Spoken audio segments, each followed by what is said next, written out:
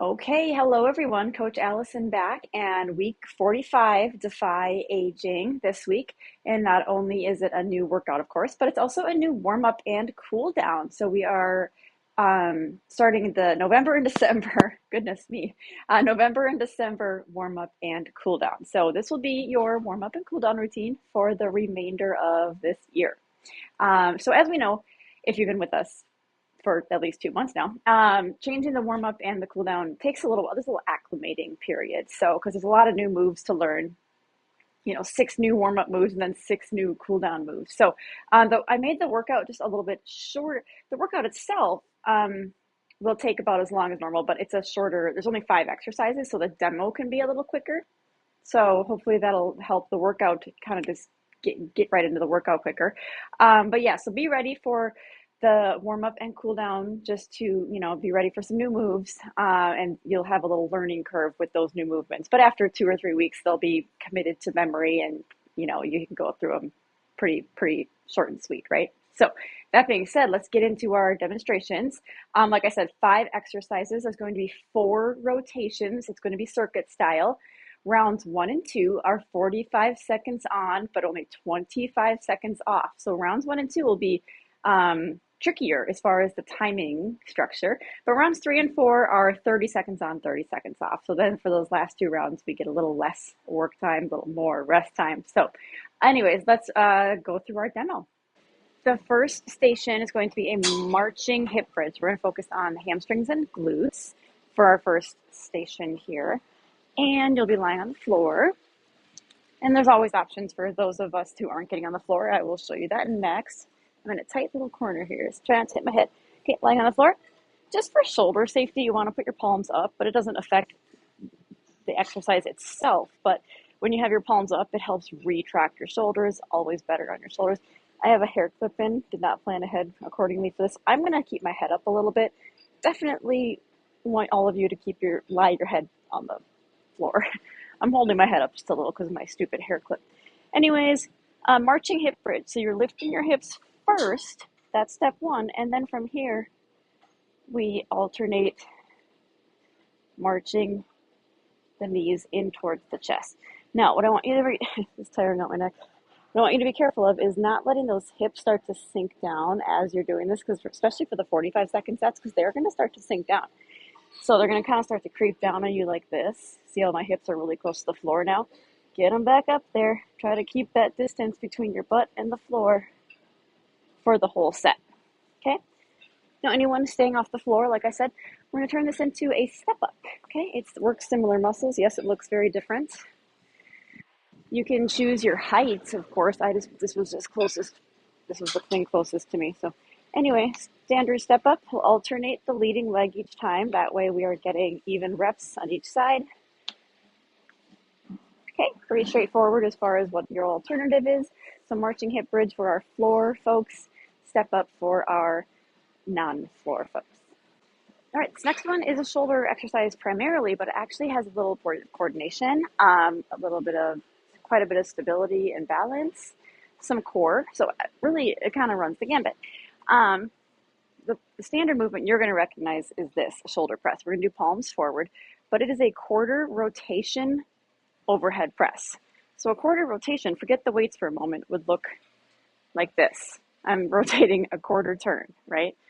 We've done this before, but I don't toss it in very often, so it's been a while. We're going to do one arm at a time. So as we do that press, at the same time, I'm going to also toss in that quarter turn. And I want you to pay attention to my pivot with the foot, because it's very important. If we do a quarter turn without a pivot, we're really just kind of like mostly turning our head and maybe a little bit of our shoulders, but we're really not turning. So as I press this weight, I'm doing a quarter turn. And I'm going to alternate sides. Don't go fast. Pause when you're in the turned position. If we do this one too fast, it can get just sloppy and the weights are flying all over the place.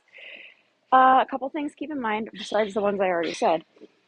It's very important to press straight up even though you're turning. Since we're turning, we can start to feel like we want to press the weight forward like this, and then it's going to want to pull your arm down. Still pressing the weight straight up and down So not coming forward like this. Okay, that's very important, especially if you're using a heavier weight. And again, that pivot is very important to get the full range of motion. So we want to avoid just doing this. See how I'm now, right now I'm not pivoting my feet.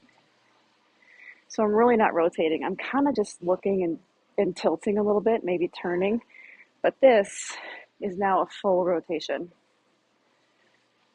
Okay, so it is, there's a lot more going on than what you would think, and it's a lot trickier than what it looks. So we do have the 4 rounds this week, so that's why it's great. You can get 4 tries of this.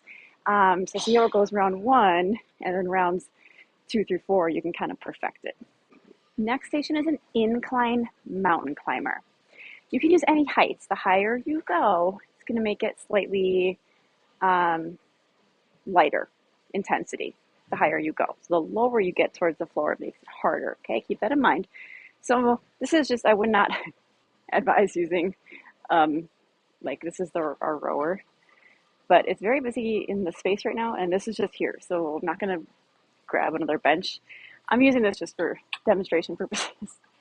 So it's very important you have a normal plank position. So we're not doing hips up like this. We don't want hands way out in front of the head like this. So hands are right below the shoulders, hips are level.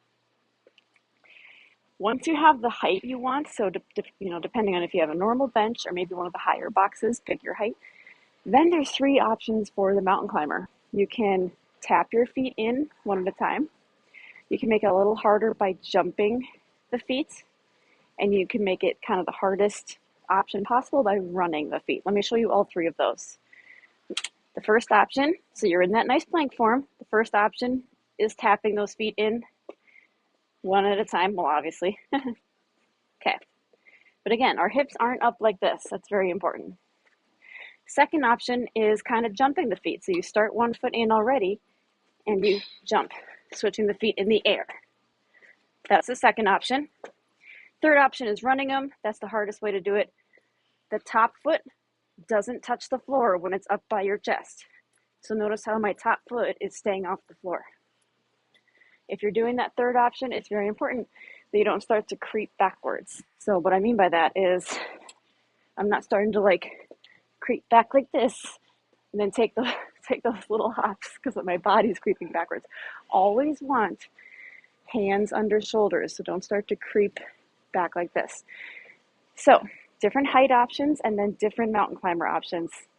So a lot of things to pick from to make this exercise as difficult as you want it or at whatever level you're at. Okay, so let's try some mountain climbers.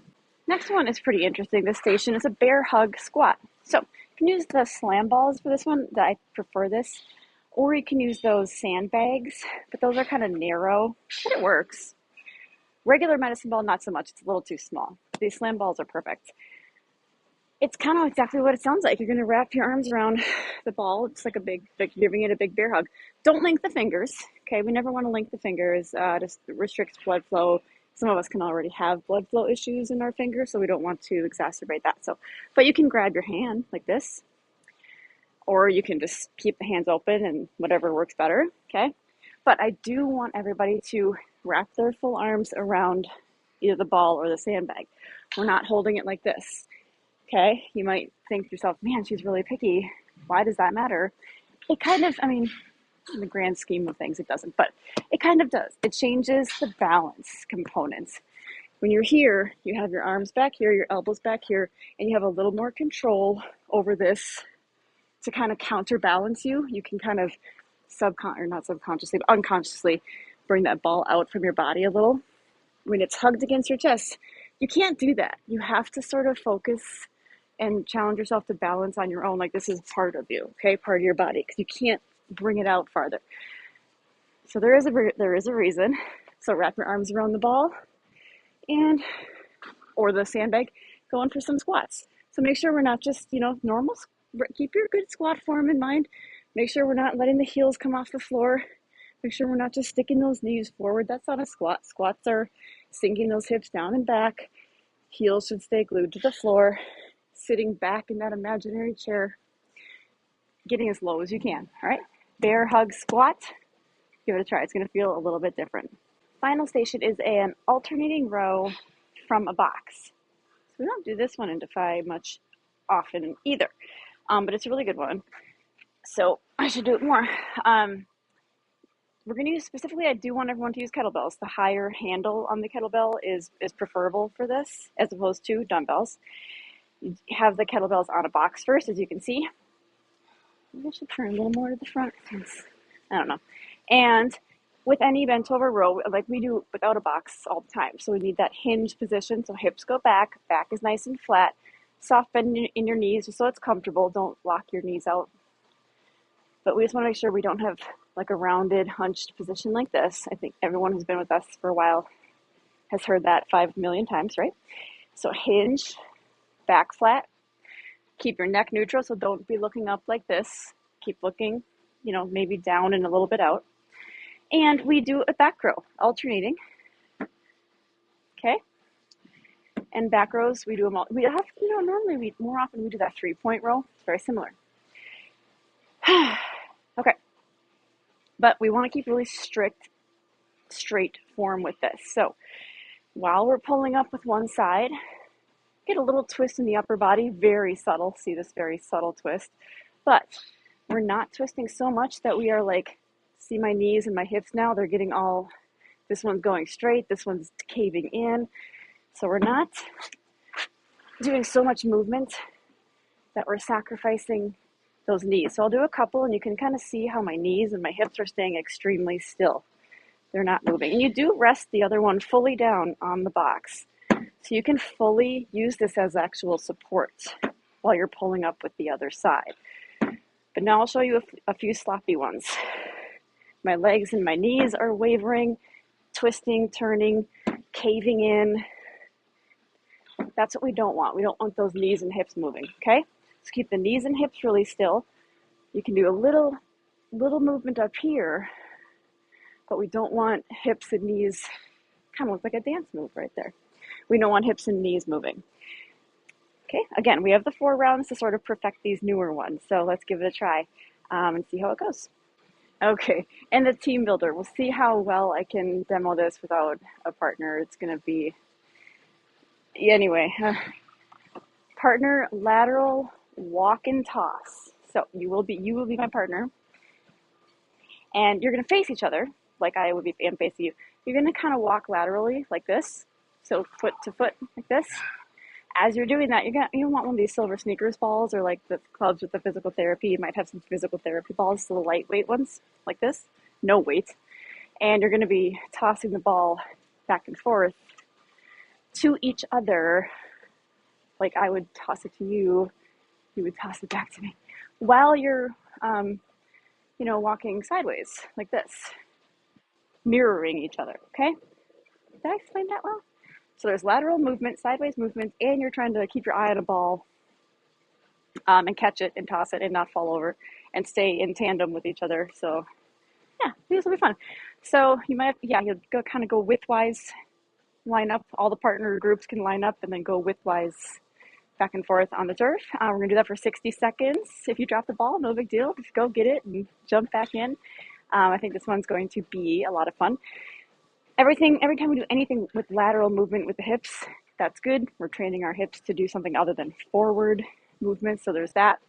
A little coordination and balance because we're so used to going forward. So we're challenging ourselves to go sideways. A lot of hand-eye coordination with this, which is always a good challenge. So that's what we're working on with this. Have fun with it.